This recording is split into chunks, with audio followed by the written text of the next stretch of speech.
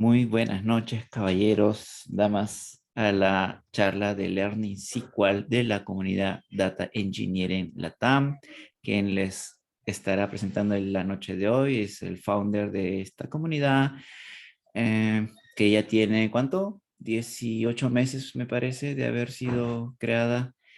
Tenemos distintas actividades, grupos de estudio, y bueno, el día de hoy vamos a ver SQL con el invitado, un gran amigo de la comunidad, Edwin Aguilar. Sin más preámbulos, Edwin, preséntate y adelante. Bien, a ver, bueno, buenas noches con todos. Mi nombre es Edwin Aguilar. Soy estudiante de Ingeniería de Software de noveno semestre. Actualmente trabajo como Java Developer en backend usando Spring. Y bueno, me gusta todo el mundo de la ingeniería de datos y también del Machine Learning. Em, y bueno, en esta sesión vamos a ver el último capítulo del libro de Learning SQL, que es SQL y Big Data. Y vamos a ver cómo se puede utilizar este lenguaje para poder trabajar con grandes volúmenes de datos y también con distintos formatos de la data, ¿no? Bueno, recordar que esta sesión será grabada y publicada en el canal de la comunidad. También, por favor, mantener los micrófonos apagados para evitar inconvenientes. Y acá tenemos a la derecha el código QR para poder entrar al grupo de Telegram de la comunidad. Antes que nada, en el libro, en el capítulo, el autor hace mención a esta lectura, que es el libro de Learning Apache Drill, que está bastante bueno, de donde saqué una gran parte del material y de lo que va a tratar la presentación en general. Es bastante digerible, bastante fácil de leer, bastante corto. Son unas 300 páginas aproximadamente, pero es bastante bueno. Bien, entonces comenzamos.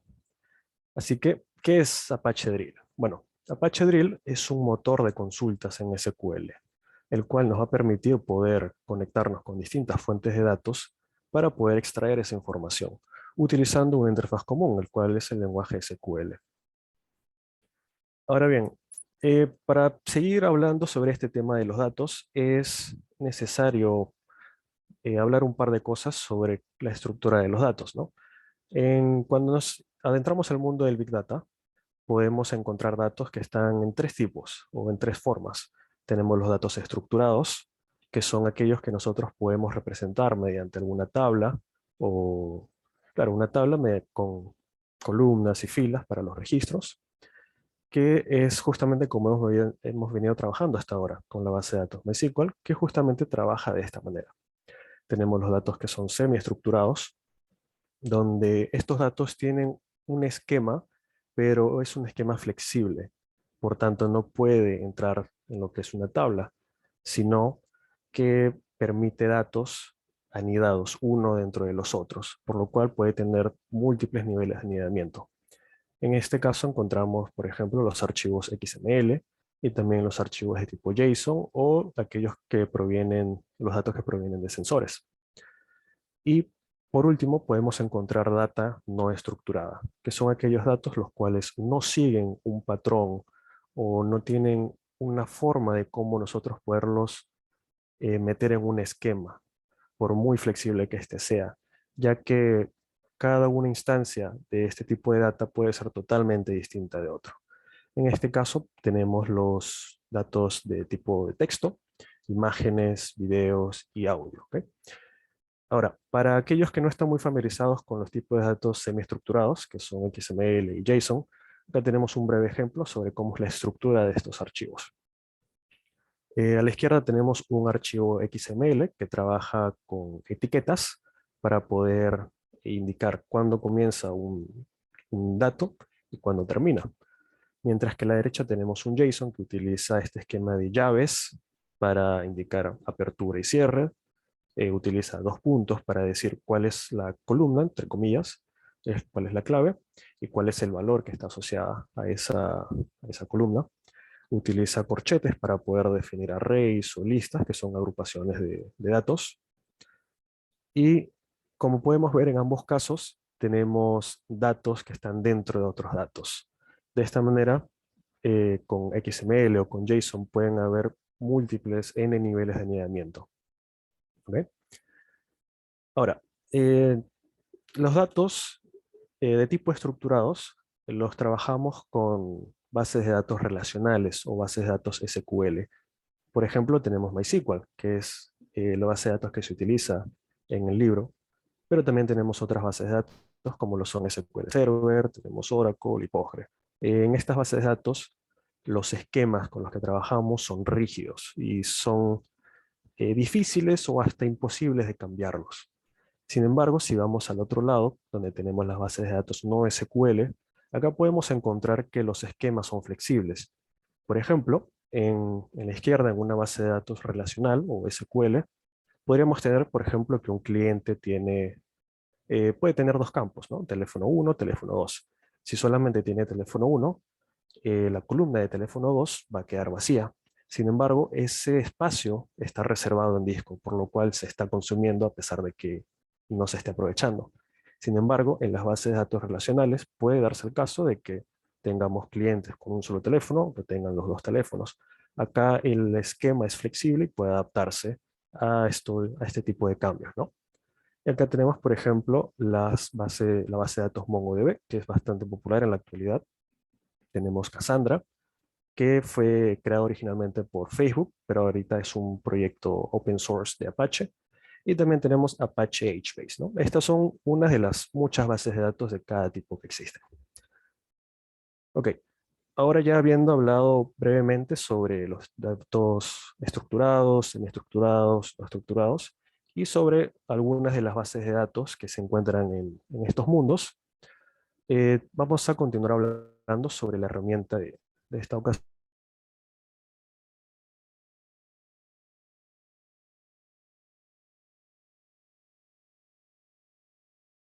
esta, ¿no? Consultar datos que se encuentran en distintos formatos. Podemos, por ejemplo, consultar a un archivo CSV, asimismo como a un JSON, que lo vimos hace un momento, o a un archivo Parquet, que es un formato bastante común en temas de Big Data, y a muchos otros más, ¿no? También podemos conectarnos a bases de datos relacionales, que son las SQL, a la izquierda, asimismo como podemos conectarnos a las bases de datos no SQL, que son las que están a la derecha, MongoDB, Cassandra, HBase, y a muchas otras fuentes de datos, como lo son Hadoop, que es un sistema de archivos distribuido. Podemos conectarnos a un Kafka, podemos conectarnos a un bucket de S3, etc. También una característica importante de Drill es que no es necesario definir esquemas para nosotros poder empezar a explotar la información, sino que la misma herramienta va a intentar definir, en la medida de lo posible, obviamente, cuál es el esquema de esa información que nosotros estamos intentando consultar. También Drill soporta el estándar SQL 2003, que es la versión de SQL donde se introdujeron las funciones de ventana, que son funciones bastante importantes para poder analizar datos. Y de igual manera se puede conectar a varias herramientas de BI, como lo son Tableau y Superset. Ok, está bien, me convenciste. Ahorita mismo voy a desechar mi MySQL y lo voy a reemplazar por un Drill. Eh, Porque, bueno, lo mismo que puedo hacer con el MySQL, entonces lo puedo hacer con Drill, ¿correcto? Y bueno, tienen ciertas diferencias, ¿no? El tema es que Drill nos permite integrar diversas fuentes de datos. En ambos podemos utilizar SQL para poder consultar esta data. Sin embargo, con Drill podemos conectarnos a una fuente y a otra a la vez y poder cruzar esa información. Y además, no solamente podemos conectarnos a fuentes de datos que funcionan en forma, sino también diferentes formatos, como habíamos visto. Em, ¿Es Drill la única herramienta y la única? Hay un par de herramientas que son bastante similares, algunas son de propietario, otras son open source. Algunas de estas son, por ejemplo, Impala, y tenemos a Presto también. Sin embargo, unas diferencias resaltables con respecto a estas herramientas son, por ejemplo, que Impala necesita de lo que se conoce como el repositorio de metadatos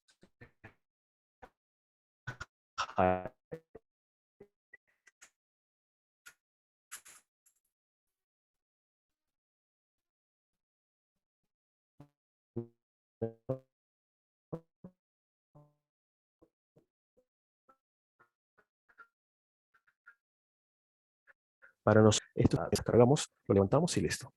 Ahora tenemos a Presto. Presto, para poder hacer consultas, previamente tenemos que definir el esquema. Tenemos que indicarle a Presto cómo tiene que interpretar la información que está consultando. Cosa que no pasa con Drill. Drill va a intentar inferir esa información sin que nosotros le digamos. Entonces, ¿puedo reemplazar mi MySQL por un Apache Drill? No, porque son en esencia dos tecnologías totalmente distintas. A pesar de que ambas utilizan SQL, tienen propósitos y objetivos distintos. Drill, como mencionamos al inicio, es un motor de consultas, con lo cual podemos explotar información que se encuentra en distintas bases de datos, mas no es una base de datos transaccional. Por lo mismo, con Drill no podemos, por ejemplo, crear tablas o esquemas o modificarlos o actualizar data, porque con Drill lo que buscamos es hacer consultas analíticas. No tiene sentido de que nos pongamos a modificar esa data, como si podríamos hacerlo con MySQL, ya que esta es una base de datos que se utiliza para sistemas y para aplicaciones. Sin embargo, con Drill esto no es posible, no es el objetivo que tiene. Tiene este, puede escribir, o mejor dicho, puede crear vistas, puede crear tablas temporales, pero es más por un tema de comodidad a la hora de trabajar. Sin embargo, no tiene soporte para hacer updates o alters, ni ese tipo de sentencias DDL. ¿Ok? Entonces, bueno, ya presentamos brevemente la herramienta, sus características, para qué sirve más o menos. Así que vamos a la parte más divertida, que es propiamente verla en acción, ¿no? ¿Qué es lo que hace esta cosa que me están vendiendo acá? Ok, vamos a organizar un poco. Listo. Perfecto. Yo ahorita estoy corriendo de la herramienta con un Docker. La herramienta puede instalarse, puede ser localmente en el Windows, no hay problema, o puede levantarse con un Docker. Por sencillez, yo lo estoy usando como un contenedor. Y en este contenedor voy a conectarme a él. Acá estamos. Ok. Acá en esta consola estoy, por así decirlo, conectándome a la instancia del Docker donde tengo mi drill funcionando. Estoy dentro del drill, se puede decir. ¿Ok? Y dentro de mi Docker yo tengo un par de archivos que he grabado. Están en la carpeta, en nt, Lego Dataset. Y acá tengo una serie de archivos con los cuales vamos a trabajar brevemente, que forman parte de un dataset sobre piezas de Lego que descargué de Kaggle. Y vamos a hacer lo siguiente. Para empezar a consultar estos archivos que se encuentran dentro de la misma instancia o de la misma máquina donde está corriendo Drill, vamos a ejecutar la siguiente consulta. ¿Ok? Vamos a ponerlo acá. ¿Ok? Y fíjense que la consulta es SQL, es como lo hemos visto hasta ahorita, como lo hemos visto a lo largo del libro. Sin embargo, tiene una pequeña diferencia, que es a partir de la cláusula de from. Como pueden ver, aquí tenemos una palabrita un tanto especial que se llama DFS y tenemos toda esta ruta un poco rara, ¿no? Entonces, ¿qué es el DFS? Nos vamos un momento a esta parte de acá de storage, acá arriba, y nos encontramos con los plugins de Drill. Los plugins son unas abstracciones que utilizamos para poder conectarnos a diversas fuentes de datos, ¿no? Podemos ver que aquí tenemos para conectarnos a Cassandra, a Dropbox, a Druid, Elasticsearch, HBase, Hive también, Kafka, a bases de datos relacionales o un S3 de AWS. Estos están desactivados por defecto Y acá a la izquierda tenemos aquellos que sí están activados actualmente. Drill viene con dos por defecto, que son CP, que es para Class Path, donde vienen algunos ejemplos con los que se descarga la herramienta, y este de acá que es DFS. ¿Ok?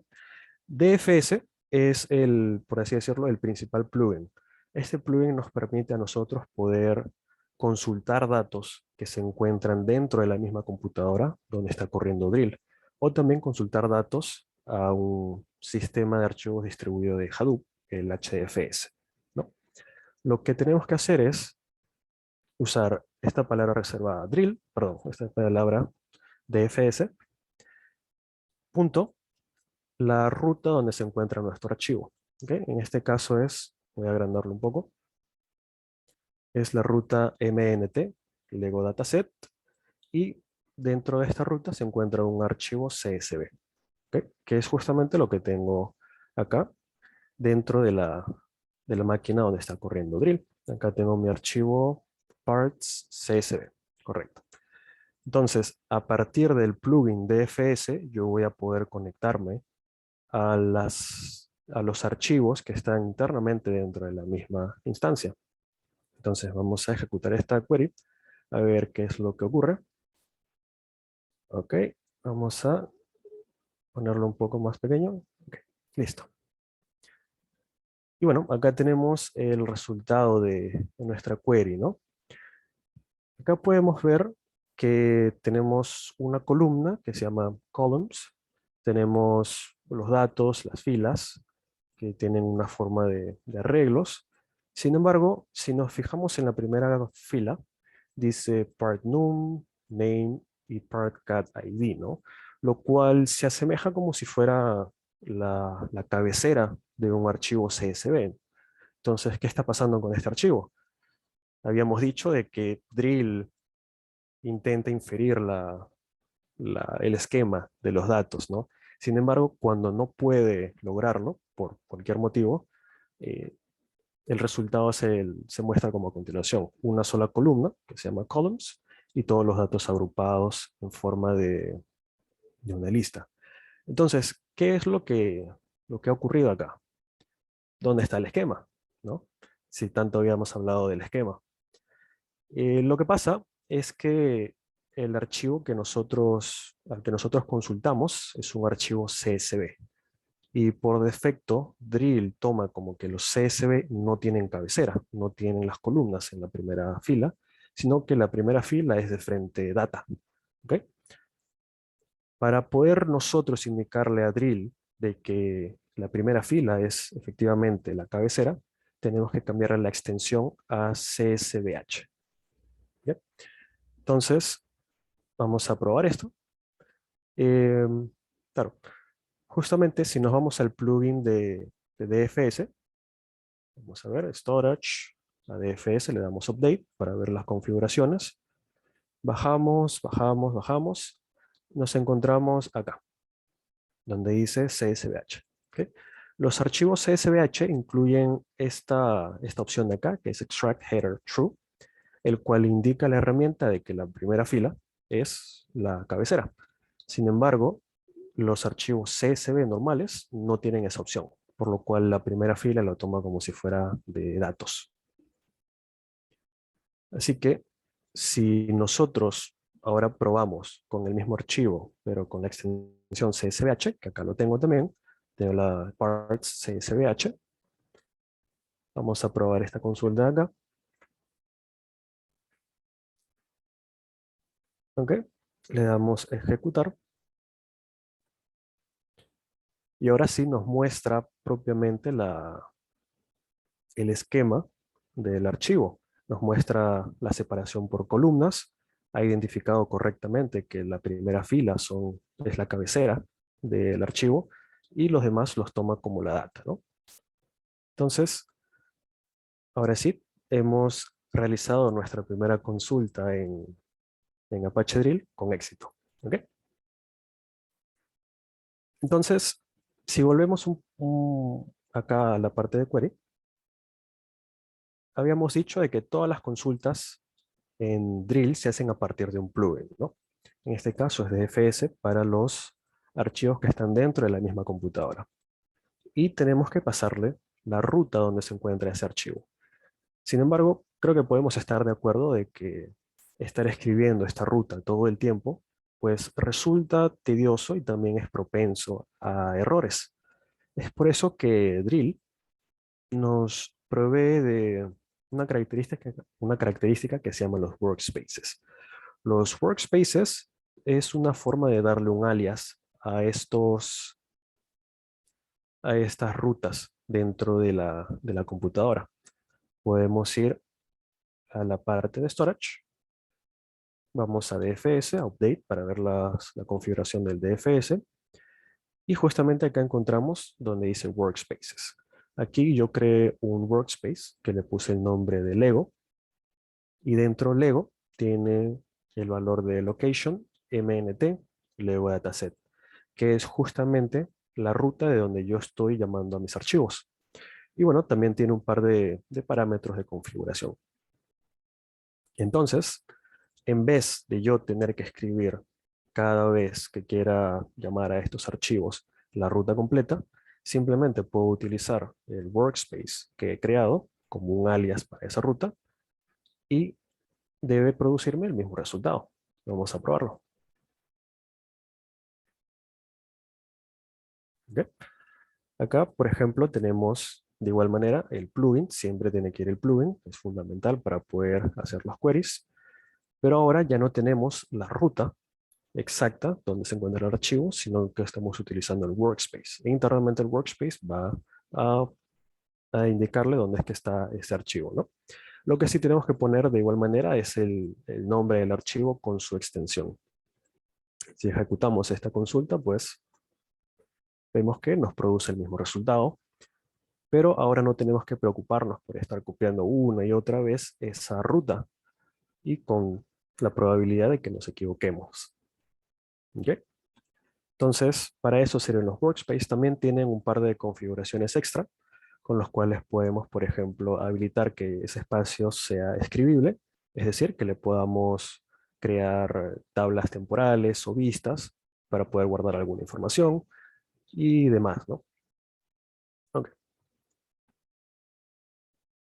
De igual manera, como el objetivo de Drill es poder hacer consultas analíticas, una de las operaciones básicas o fundamentales para poder analizar datos es la sentencia de join, para poder unir una tabla con otras y poder juntar la información, consolidarla en una sola. Entonces, vamos a ver rápidamente esto, ya que Drill tiene soporte para la mayoría de lo que es SQL, excepto la parte que tiene que ver con la modificación de la data, ¿no? Acá lo que vamos a hacer es justamente hacer un join entre mi archivo de piezas de Lego, que está en CSVH, con un archivo de tabla intermedia, que es Inventory Parts, y con un archivo de colores, que justamente todos los tengo dentro de esta carpeta. Y por lo mismo todos vamos a accederlos mediante el mismo workspace, ¿no? Decimos DFS, siempre tiene que ir el plugin. No podemos extraer información si no utilizamos el plugin. Decimos el workspace, que en este caso es Lego, ya que todos los archivos están en la misma ruta, MNT, Lego Dataset, y llamamos a cada archivo individual, ¿no? Entonces, en esencia, lo que vamos a hacer es, de todos estos joins, vamos a extraer el ID del- de la pieza, el nombre de la pieza, el color de la pieza y también el valor en RGB de esta pieza. ¿Ok? Y bueno, acá tenemos el resultado, donde tenemos justamente el ID, el nombre de las piezas, el color, y por acá tenemos el valor en RGB. Entonces, bien, podemos usar los inner join, left join, right join en Drill como si fuera SQL normal, ¿no? Dentro del MySQL. Continuamos. Bueno, ahora ya no vamos a trabajar con archivos que estén dentro del mismo Apache Drill, sino vamos a intentar conectarnos a una fuente de datos externa. En este caso vamos a utilizar un MySQL. Para poder conectarnos a un MySQL externo, primero tenemos que crear el plugin adecuado. De nuevo, todas las conexiones a fuentes de datos en Drill se hacen a través de plugins. Justamente vamos a la parte de Storage, a Plugin Management, le damos a crear, y aquí ingresaríamos el nombre del plugin y la configuración de este. En este caso ya lo tengo creado, le he dado el nombre de MySQL, y si damos a Update podemos ver la configuración que tiene internamente, con una conexión de tipo JDBC, el driver que debe usar, también la ruta donde se encuentra, en este caso están corriendo dentro de mi computadora, y las credenciales de acceso. ¿Ok? Una vez que le damos crear, el mismo drill intenta hacer un test de conexión y nos dice el momento si ha logrado conectarse a esa fuente de datos o si hemos hecho algo mal, ¿no? Pero ya teniendo nuestro plugin creado, lo que podemos hacer ahora es eh, realizar queries hacia nuestro MySQL que tenemos corriendo justamente, acá lo tengo corriendo en forma de Docker, ¿no? Y también la base de datos la tengo aquí abierta con el Workbench, ¿no? Así que vamos ahora a hacer una consulta a nuestro MySQL.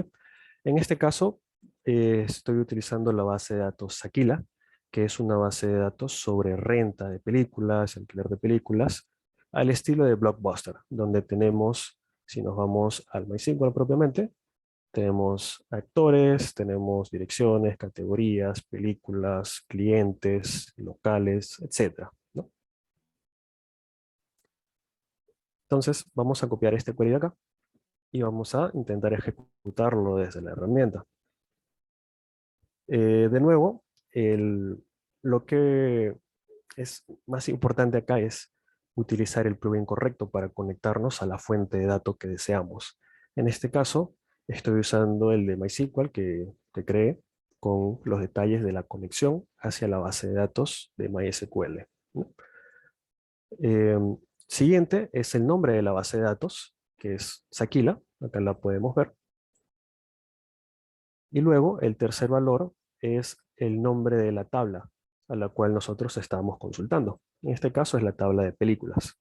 Así que vamos a ejecutar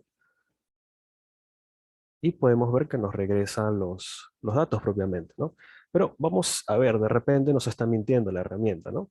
Vamos a ver Academy Dinosaur, Ace Goldfinger y Adaptation Host. Vamos a ver, vamos a confirmar. Ejecutamos acá también dentro del mismo MySQL y vemos, ¿no? Academy Dinosaur, Ace Goldfinger y Adaptation Host, ¿no? Entonces, la misma data que está dentro del MySQL la estamos recuperando desde Drill, ¿no? Y en este caso usamos MySQL, pero podría haber sido cualquier otra base de datos relacional. Bien, seguimos acá. Ok, de igual manera, podemos utilizar la sentencia de joins para las distintas tablas que se encuentran en nuestra base de datos relacional. Acá, por ejemplo, vamos a juntar la tabla de películas con el plugin de MySQL, la base de datos Aquila, la tabla de películas. Vamos a juntarlo con la tabla de Film Category, que es una tabla intermedia, con la tabla de categorías. Y en esencia lo que vamos a hacer es retornar cada película con su ID, su título, su año de lanzamiento, la duración de la película en minutos eh, y la categoría de esta película. Vamos a ejecutar esto de acá. Nos regresamos a query, copiamos y pegamos y ejecutamos. ¿Okay? Y en efecto, podemos no solamente recuperar la data que tenemos en nuestro MySQL directamente tabla por tabla, sino también indicarle que queremos hacer joins entre distintas tablas que pueden encontrarse en esa base de datos de origen. tenemos las películas, sus años de lanzamiento, la duración de cada una y también la categoría a la que pertenece.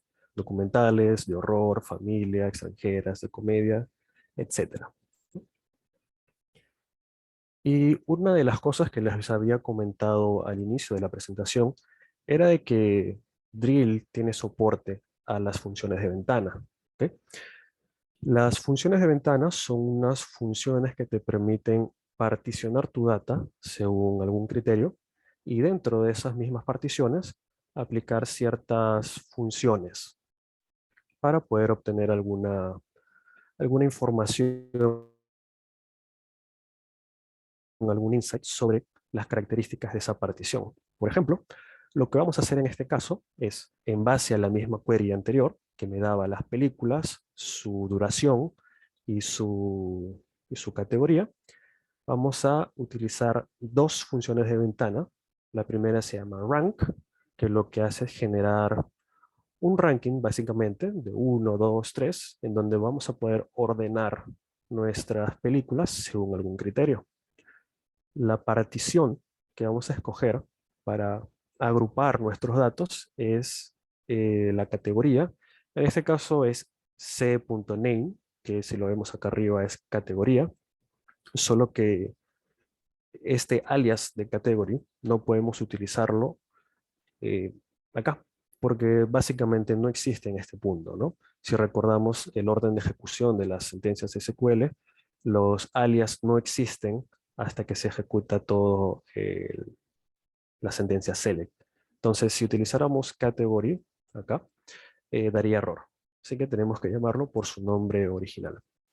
Entonces, vamos a particionar nuestra data por las distintas categorías de películas y las vamos a ordenar. Le vamos a poner un order by por la duración de la película. En este caso, por defecto, Drill trata la data como si fueran caracteres de texto. Así que es necesario hacerle un casteo y convertirlo en entero. Entonces, de esta manera vamos a ordenar nuestras películas según las que duran más a las que duran menos. Y con nuestra función de ventana vamos a darle un ranking. Aquellas que duren más van a tener la primera posición, la segunda posición y la tercera posición. También tenemos otra función de ventana que se llama entile. Esta función nos permite crear percentiles. Como le estamos pasando el parámetro 4, entonces nos va a crear 4 particiones. Es decir, vamos a trabajar con cuartiles. Y de igual manera, estos cuartiles los vamos a hacer en función de la categoría de la película. Entonces, vamos a copiar este query para ejecutarlo en la herramienta y ver cuál es el resultado. ¿Bien? Ejecutamos y justamente acá podemos ver lo siguiente, ¿no? Primero, como hemos hecho una partición de los datos según la categoría, acá tenemos puro acción, acción, acción. Segundo, estamos ordenando estas particiones según la duración de las películas. Así que el length o la duración va a ir de mayor a menor, 185, 179, 77, etc. Tercero, a partir de las funciones de ventanas que hemos utilizado, tenemos primero el ranking, con la función rank que utilizamos para poder generar un ranking de los resultados en función de la longitud. En este caso tenemos un doble empate en el primer lugar, así que ambos tienen el ranking 1, pero luego el siguiente va a tener el ranking 3, luego 4, 5, 6. Y en la parte de los cuartiles tenemos que, como todos estos son los primeros registros, es con mayor duración, todos están dentro del primer cuartil. Si seguimos avanzando, podemos ver que la duración va disminuyendo, el ranking va disminuyendo también y los cuartiles van a ir aumentando. Los cuartiles, en este caso, el cuartil número 1 es el mayor, por cierto. ¿Okay? Seguimos con las películas de acción, el ranking de las películas de acción, la película número 40, número 50, número 60, Y ya cuando llegamos a las 64, esta es la última película, que tiene la menor duración de todas las películas de acción. Y por lo mismo está dentro del último cuartil, que es el cuartil 4. Después viene la siguiente partición, que son las películas de la categoría animación. Y de nuevo comienza desde la que tiene la mayor duración y va en descenso, ¿no? Entonces, podemos ver que Drill nos permite utilizar este tipo de funciones para poder extraer insights sobre las particiones que nosotros hagamos de la data. Y así como estas, tiene varias otras funciones más que podemos aprovechar. También podemos trabajar con ranking porcentual o con percentiles con otros valores. Ahora bien, en esta base de datos, nosotros tenemos lo que son los clientes, ¿no? Y estos clientes pueden alquilar películas y obviamente, como están alquilando las películas, tienen que pagar una cierta cantidad de películas, una cierta cantidad de dinero por estas películas, perdón. Entonces, vamos a hacernos la siguiente pregunta. ¿Quiénes son los clientes que más han gastado? ¿No? ¿Quiénes son los clientes que más nos compran, que más nos alquilan las películas? Pero vamos a darle un giro de tuerca a esta pregunta. Si bien la información de películas que nosotros habíamos consultado estaba dentro de nuestro MySQL, vamos a suponer que la información de los clientes no está en el MySQL, sino que se encuentra en otra base de datos. ¿Ok? En este caso, vamos a decir que se encuentra en una base de datos MongoDB, que es una base de datos no SQL, por tanto no trabaja con un esquema estructurado, sino es uno más flexible, que lo podemos ver acá, ¿no? Esta es la base de datos Sakila también. Sin embargo, en este caso la tenemos dentro de MongoDB. Como pueden ver, acá tenemos tres, ya no son tablas, sino se llaman colecciones. ¿Por qué tenemos tan pocas colecciones? Bueno, porque al nosotros poder trabajar con esquemas eh, más flexibles, podemos hacer lo que veíamos al inicio, de tener datos dentro de otros datos. Entonces, de esa manera ya no es necesaria la separación en distintas tablas, sino que podemos tener datos o varios datos dentro de una misma fila, dentro de una misma columna. Entonces, vamos a ir a la colección de customers, como habíamos dicho. Supongamos que nuestra información sobre los clientes que tenemos no la tenemos en MySQL, sino la tenemos en MongoDB. Y aquí podemos ver más o menos cómo esa es la información que tenemos sobre nuestros clientes. Por ejemplo, si nos vamos al primer registro, tenemos que tiene un ID, tiene una dirección, tiene una ciudad, tiene un país, distrito, nombre, apellido, tiene un teléfono de contacto, pero aquí es donde vienen las diferencias, que una, tiene un campo que es de alquileres, de las películas que ha alquilado. Sin embargo, si se dan cuenta, este campo, voy a agrandarlo un poquito, ese campo es de tipo array. Por lo tanto, es una lista de alquileres que tiene esta persona, pero estos están dentro del mismo registro de cliente. Sin embargo, como vimos al inicio con los JSON, podemos tener datos dentro de otros datos anidados y el nivel de anidamiento después no tiene límite, ¿no? En este caso tenemos los objetos de rentas, ¿no? Este es, por ejemplo, la información con respecto al alquiler, un alquiler que ha hecho esta persona. Y dentro de la información del alquiler también tenemos otro arreglo que es sobre el pago que ha hecho este cliente. Y dentro del pago tenemos tres valores, que son el monto que ha pagado, la fecha de pago y el ID del pago que ha hecho. ¿Ok? Entonces, si ven, tenemos datos dentro de datos dentro de datos. ¿Ok? Y recuerden la pregunta que habíamos hecho al inicio. ¿Quiénes son los clientes que más han gastado? ¿Cómo podemos averiguar eso? A partir de Drill. Vamos a ver. Bueno, básicamente vamos a ejecutar esta consulta de acá. Si se dan cuenta, eh, lo que cambia básicamente es el plugin que estamos utilizando. Ya no es ni DFS, que es para archivos locales, ya no es el de MySQL, que es para nuestra conexión con MySQL, sino es un nuevo plugin, MongoDB. Si nos vamos a la herramienta, pues es esencialmente lo mismo. Es la información de la conexión, principalmente la ruta, donde está, a partir de la cual podemos acceder a esta base de datos. ¿Ok? Sin embargo, el resto es exactamente lo mismo, select from. Así que vamos a ver cómo drill representa esa información que vimos que está una dentro de otra. ¿Ok? En este caso voy a decir mi plugin, Mongo, Sakila 2. Acá es Sakila 2 porque estaba haciendo pruebas con otra. Tengo Sakila 1 y Sakila 2.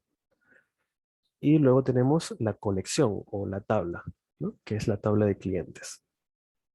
Ejecutamos y vemos que la información sobre la dirección de la persona, la ciudad donde vive, el país, su nombre, su teléfono, lo representa de manera correcta. Sin embargo, si nos vamos un poco hacia la derecha, podemos ver que aquí ya cambia un poco el tema, ¿no?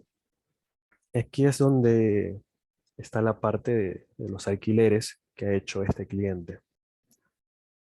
Si nos vamos hacia la derecha, vemos que es bastante extenso. Es un arreglo que tiene todos los alquileres que ha hecho esta persona. En el caso de nuestro primer 31 alquileres. Entonces estamos trabajando con un array con 31 valores. Entonces, ¿cómo podemos trabajar, cómo podemos manipular esta data para poder responder nuestra pregunta inicial? Bien, lo primero que vamos a hacer es introducir la función flatten. ¿Ok? La función flatten lo que nos va a permitir es nosotros tener un array con varios elementos, va a separar esos elementos uno por uno y los va a poner en filas distintas, de manera de que ya no tenemos un array con todos los elementos, sino que ahora vamos a tener uno por cada fila. Vamos a aplicar esta función y para hacerlo más sencillo vamos a enfocarnos en un par de campos nada más. Uno que va a ser el ID de esta persona, del cliente, otro que va a ser su nombre y también nos vamos a enfocar en la información de los alquileres, ya que queremos responder la pregunta inicial de quiénes son los que más han comprado. Copiamos y nos vamos a query y pegamos la query. Y vamos a ver el resultado. Ok, entonces fíjense que ahora ya no tenemos un array o un arreglo enorme de un montón de valores, de 31 valores, ¿no? Ahora lo que ha pasado es que cada uno de estos valores se ha separado en una fila distinta. Si pueden ver, ahora tenemos a nuestra cliente Mary con su primer alquiler, Mary con su segundo alquiler, Mary con su tercer alquiler, pero sigue siendo el mismo cliente. Solamente que lo hemos separado por cada una cada dato lo hemos puesto en una fila distinta para poder simplificar el análisis y poder tratar esta data que está tan anidada. Sin embargo, todavía no llegamos a ese punto, ¿no?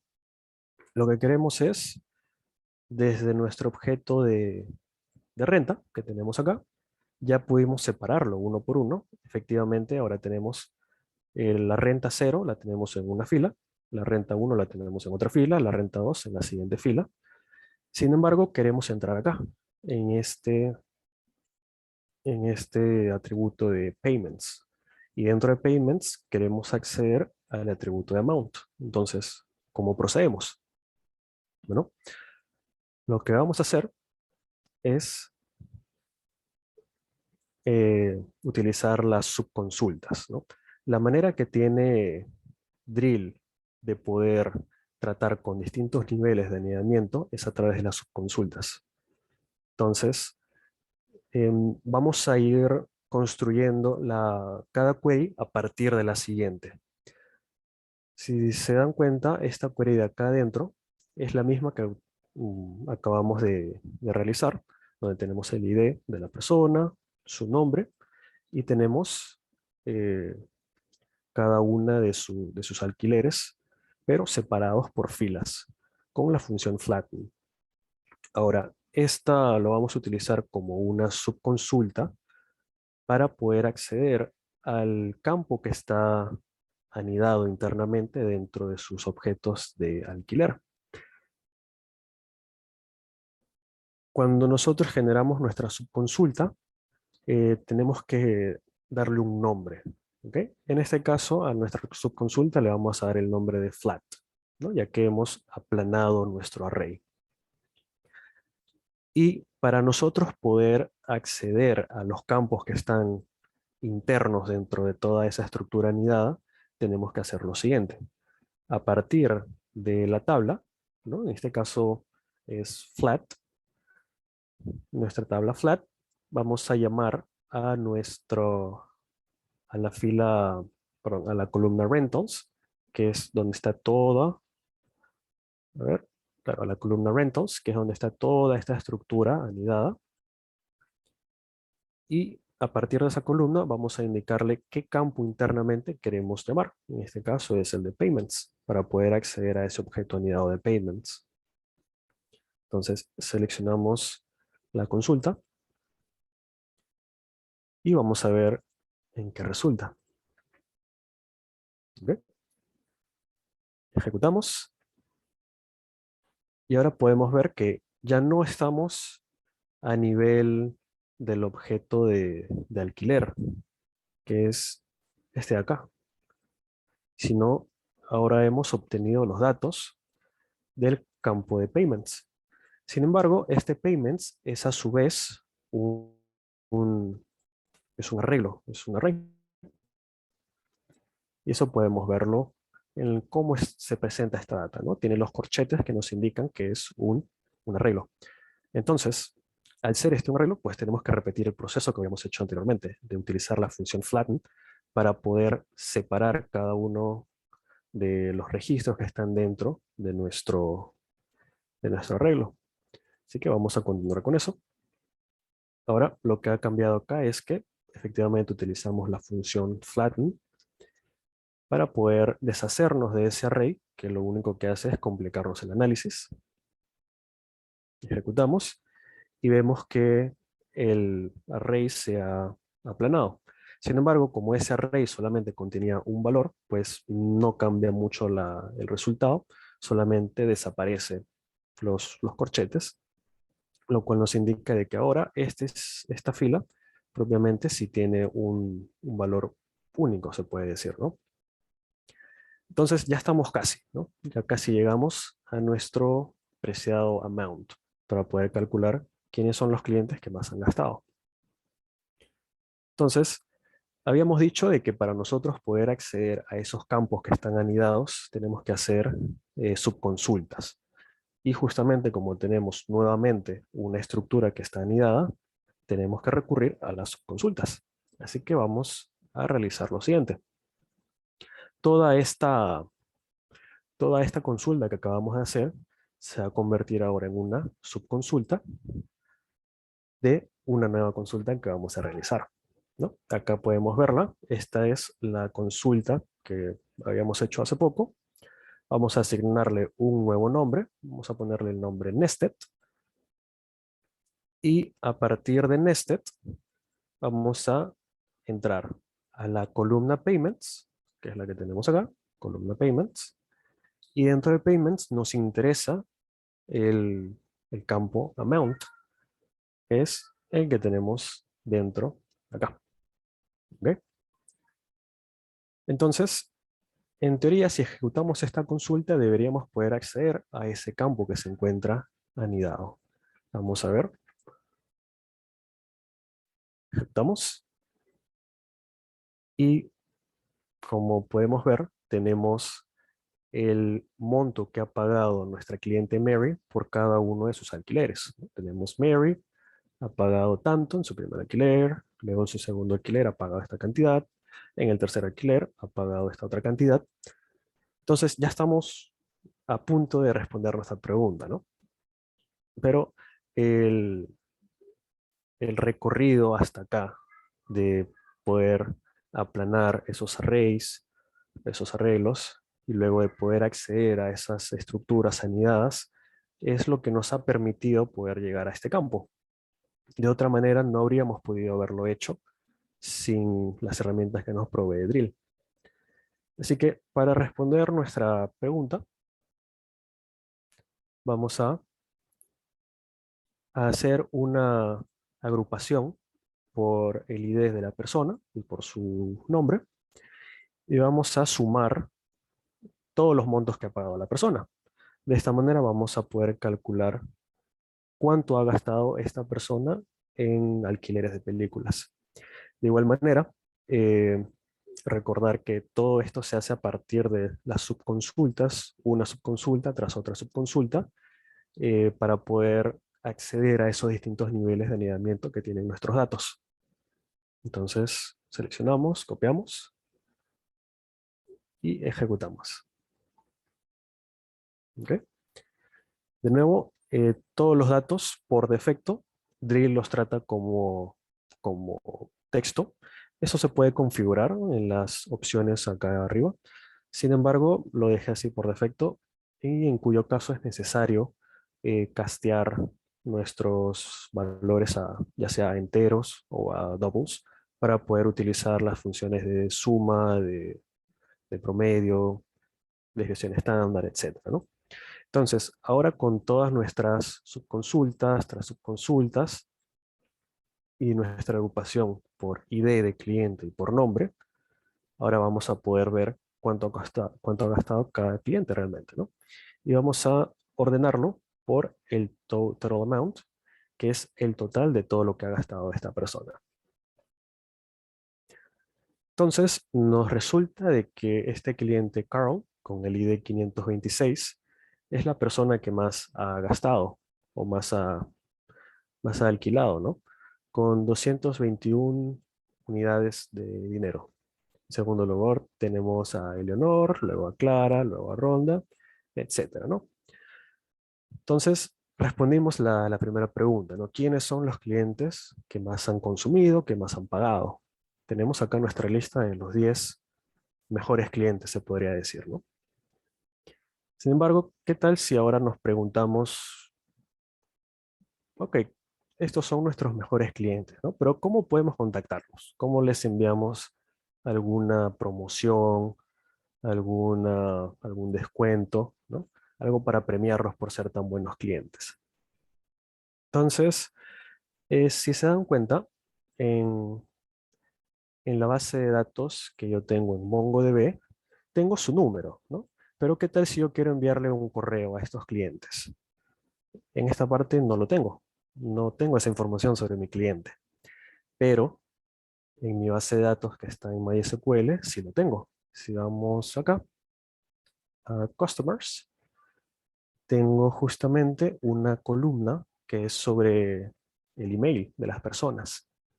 Entonces, habíamos dicho al inicio de toda la presentación de que Drill no solamente me permite manipular esquemas que son un poco complicados, ¿no? Como los que acabamos de ver, datos dentro de otros datos, sino que también me permite unir diversas fuentes de información. Entonces, yo podría ser capaz de poder unir la información que tengo de mi cliente en MySQL con la información que tengo dentro de mi MySQL. Perdón, la información que tengo dentro del MongoDB con la información que tengo dentro del MySQL, ¿no? ¿Okay? Y es justamente lo que vamos a hacer ahora para poder responder esta última pregunta. ¿Cómo le enviamos las promociones? Vamos a la siguiente diapositiva y es una query que se pone un poco más pesada, más extensa. Vamos a copiarla acá para poder verla mejor. ¿Okay? Y básicamente lo que estamos haciendo es, a partir del resultado anterior, donde teníamos nuestro cliente con su ID y teníamos el total de todo lo que ha gastado, que es esta query que tenemos acá, la que habíamos llamado nested, ¿ok? Donde tiene el nombre, perdón, el ID, el nombre y el total de todo lo que ha gastado. Esta query vamos a tomarla como si fuera otra subconsulta, ¿ok? Y vamos a darle el nombre de mon por MongoDB, ya que es desde esta base de datos de donde estamos recuperando esta información. Luego vamos a hacerle un inner join con nuestra base de datos en MySQL. Recordar que primero utilizamos el plugin MySQL con el nombre que se le ha dado, la base de datos Sakila y después la tabla Customer de clientes. ¿Okay? Y le vamos a dar el nombre My por MySQL, ¿no? Por simpleza. Entonces tenemos dos tablas, Mon de MongoDB y My de MySQL. Y los vamos a unir en el ID del cliente, ¿no? Por la parte de MySQL se llama Customer ID y en la parte de MongoDB tiene el nombre de ID. Sin embargo, de nuevo, como la data que estamos recuperando de MongoDB por defecto es texto, tenemos que castearlo a un entero para poder hacer la comparación entre los IDs que tenemos en MySQL y los IDs que tenemos en MongoDB. Entonces, una vez pues que tenemos este join, básicamente ya hemos juntado ambas fuentes de datos. Hemos podido extraer información tanto de una, la cual hemos tenido que trabajar bastante para poder acceder a esos campos que están más adentro, y finalmente la hemos juntado con la información que está dentro de la otra base de datos. Y ahora tenemos cada uno de nuestros clientes con su nombre, su ID, el total que ha pagado para poder identificarlos como nuestros mejores clientes, pero también tenemos la forma eh, de cómo comunicarnos con ellos, cómo enviarles promociones a través de su correo. ¿Ok? Entonces, bueno, eso es todo por la presentación. Muchas gracias por su atención y espero que les haya gustado.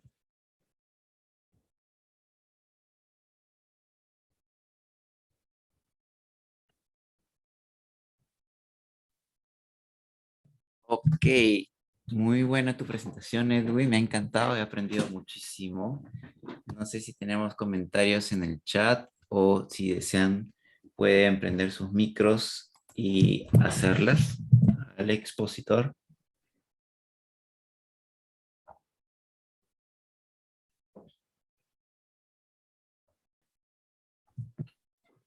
Entiendo que si yo tengo, por ejemplo, vamos a poner un ejemplo de 50 archivos CSV que me traen información de registros de diversos eventos. Yo puedo con Drill consultar todos los 50 archivos acá con una sola query, ¿no es cierto? No tengo que cargarlos a un motor, o sí, o cómo es el proceso. Te refieres, por ejemplo, cuando son archivos particionados, ¿no? Archivo tal 001, 002. Más o menos, digamos que soy una empresa grande y que tengo áreas, cada quien hace registros de sus clientes, ¿no? Que se les asigna, pero hay datos en común, por ahí que se complementan. Puedo hacer eso, ¿no? Con distintos archivos CSV, N archivos CSV, no hay un límite. Bueno, revisé en el libro de Learning Apache Drill y vi que sí tiene ese soporte para poder trabajar con datos particionados. No lo chequeé al detalle para enfocarme más en la parte de los datos anidados, pero por lo que vi, sí, sí se puede. Con una sola consulta, llamar a todos esos archivos a la vez. Ah, qué interesante. Ok, pero vamos a revisar en el chat. Dicen, ¿cómo se realiza la instalación de Apache Drill? La instalación es bastante simple. Hay que ir a la página de Apache Drill, simplemente descargarlo. Es un zip. Como tal, no se instala. Solamente si lo vas a usar propiamente dentro de tu Windows, por ejemplo, hay que establecer algunas variables de entorno. Y bueno, para evitar todo ese tema, yo preferí usarlo con Docker. Es poner solo un comando y se ejecuta, ¿no? Pero es así, ¿no? Nada más descargar el zip, ejecutarlo, poner la variable de entorno, creo que es drill home, esta variable de entorno acá, drill home, establecerla en tu computadora, darle el valor adecuado, que básicamente es la dirección donde está guardado el programa. Y eso es todo, no tiene mayor misterio. Eso, por supuesto, para trabajarlo como única instancia, ¿no? También tiene una forma de configurarse para trabajar como un clúster, ¿no? Con varias computadoras de manera distribuida. Ese sí ya es pues, un poco más complicado porque es un entorno de producción real. Pero si es para probar la herramienta, jugar un poco con ella, pues no tiene mayor dificultad. Otra, otra pregunta que hacen en el chat es si se pueden consultar archivos en otra máquina que estén en una carpeta compartida o en un FTP. A ver, creo haber visto en el libro de Learning Apache Drill, que es el que lo profundiza, que puede ver archivos de red, tiene un tema con redes, eso no lo tengo muy claro realmente, pero bueno, que sería investigar ese aspecto, no lo tengo claro en este momento. Ok. Dice, si realizo una consulta con un join de CSV y un CSVH, ¿me botará error o necesariamente debo convertir todos a CSVH? No va a dar error, pero lo que va a pasar es que Drill va a intentar hasta donde puede inferir el esquema. Y si no lo logra, va a poner todos los datos juntos, ¿no? Pegaditos en una sola columna. Así que lo que se puede hacer allí es dos cosas. Se puede o trabajar todos los archivos como CSVH, convertirlos, simplemente cambiarle la extensión, o en la parte de storage, vamos a nuestro plugin de DFS y esta misma opción que dice acá CSVH, perdón, extract header true, dentro de nuestro CSVH, podemos ponerla en nuestra configuración de CSV. De esa manera le podemos indicar a Drill de que los CSV ahora sí van a tener header y que tome la primera fila como las columnas. Entonces puedes escoger un approach, ya sea ir full CSVH o hacer que los CSV sí puedan tener cabeceras, ¿no? Ya que si no logra determinar el esquema de uno, pues no te va a dar el resultado que esperas. Y una consulta, yo puedo crear infinidad de usuarios para consultar Drill y puedo crear también un esquema de roles y permisos. Roles y permisos. Mm, esa parte no la he visto realmente. Eh, creo que no se trata en el libro. Creo que no, eso no. Al menos de lo que revisé el libro, no en ningún momento habla de roles y permisos. De repente sería buscar la documentación, aunque la documentación no es tan extensa, pero no estoy seguro al menos en ese aspecto.